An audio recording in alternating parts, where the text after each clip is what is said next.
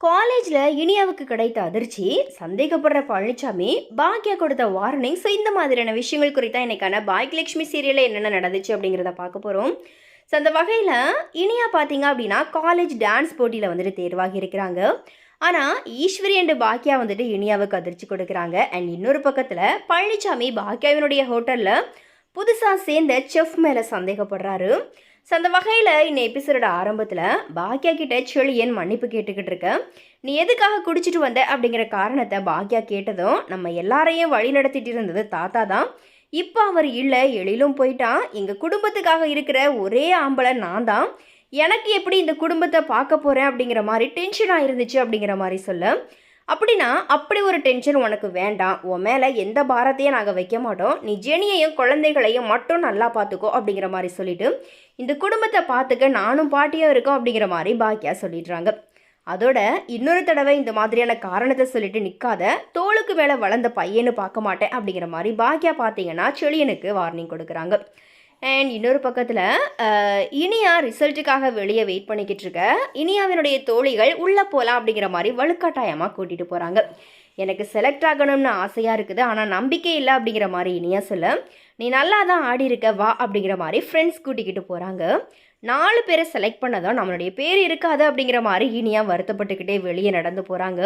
அந்த நேரம் பார்த்து இது வரைக்கும் கூப்பிட்டதெல்லாம் மற்ற காலேஜ், ஆனால் 5வது கூப்பிடுற பெயர் இந்த காலேஜ் நபர் அப்படிங்கிற மாதிரி சொல்கிறாங்க. அதோட இனியா அப்படிங்கிற மாதிரி அந்த பெயரை சொன்னதும் அங்கே இருக்கிற மாணவர்கள் எல்லாருமே இனியா அப்படிங்கிற மாதிரி கத்த, ஒன்றுமே புரியாமல் இனியா கண்கலங்கி நிற்கிறாங்க.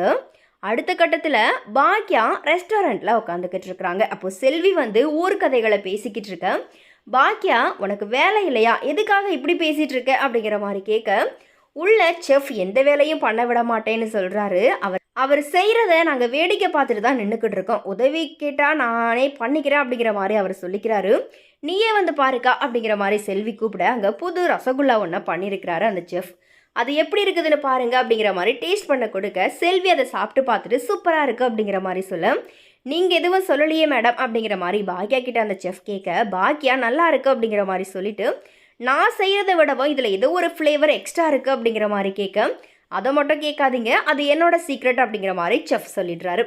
அந்த நேரத்தில் பழனிசாமி அங்கே வர, இவர் தான் புதுசாக அப்பாயின்மெண்ட் பண்ணியிருக்கிற செஃப் அப்படிங்கிற மாதிரி பாக்கியா அறிமுகம் செஞ்சு வைக்கிறாங்க. பழனிசாமியும் அந்த ரசகுல்லாவை சாப்பிட்டு பார்த்துட்டு நல்லா இருக்குது அப்படிங்கிற மாதிரி பாராட்டுறாரு. அதோட இதுக்கு முன்னாடி எங்கே வேலை பார்த்தீங்க அப்படிங்கிற மாதிரி அந்த செஃப்பை விசாரிக்க, அவர் முன்னுக்கு பின் முரணாக பேசுகிறாரு. அப்போது பாக்கியா கிட்ட புதுசாக வேலைக்கு சேர்ந்ததுனால எல்லாருமே இப்படி தான் இருப்பாங்க, ஆனால் இவங்க மேலே ஒரு கண்ணு வச்சுக்கோங்க அப்படிங்கிற மாதிரியும் அட்வைஸ் கொடுக்குறாரு. அடுத்துதான் வீட்டில் எல்லாருமே சாப்பிட்டுக்கிட்டு இருக்கும்போது இனியா வீட்டில் எப்படி டான்ஸில் செலக்ட் ஆனோம் அப்படிங்கிறத சொல்கிறது அப்படிங்கிற மாதிரி யோசிச்சுக்கிட்டு இருக்கிறாங்க. அதுக்கப்புறமா டான்ஸ் காம்படிஷனில் தான் செலக்ட் ஆகிட்டேன் அப்படிங்கிற மாதிரி இனியா சொல்கிறாங்க.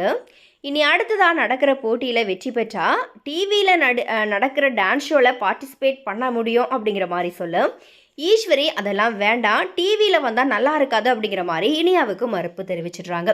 இதனால் இனியா பார்த்தீங்கன்னா பயங்கரமாக அதிர்ச்சி ஆகுறாங்க. ஸோ இதோட இன்னைக்கான எபிசோடு முடியுது. இனி நாளைக்கு என்ன நடக்க போகுது அப்படிங்கிறத நெக்ஸ்ட் வீடியோவில் பார்க்கலாம்.